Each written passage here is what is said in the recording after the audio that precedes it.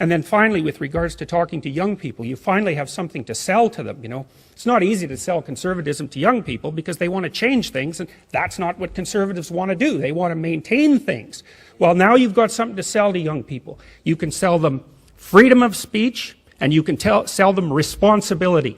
The left is selling them rights.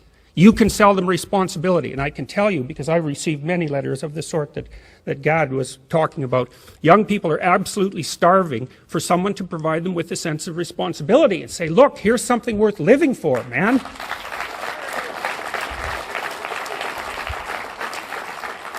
You know, you can find meaning in life with freedom, but freedom is a chaotic sort of meaning, right? And freedom isn't the sort of thing that makes people happy. It's the sort of thing that makes people troubled, because freedom expands your series of choices, and that makes you nervous and uncertain. So, but responsibility is another, not to say that that's a bad thing, it's a good thing, but it requires that you shoulder the responsibility of the freedom. But responsibility per se is what gives your life meaning, genuine meaning in the face of suffering.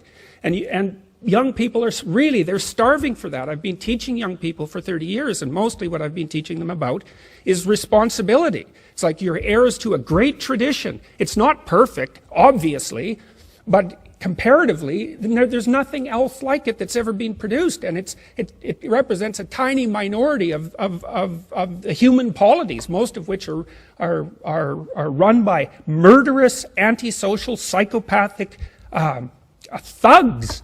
And that's seriously. And so what kind of alternative is that? We've got this beacon of freedom and wealth in the West that works, although it doesn't work perfectly. And one of the responsibilities of young people is to find out what's at the core of that, the great core of that, the paramount importance of the individual and the divinity of speech, man. That's something to sell. It's what our whole culture is predicated on.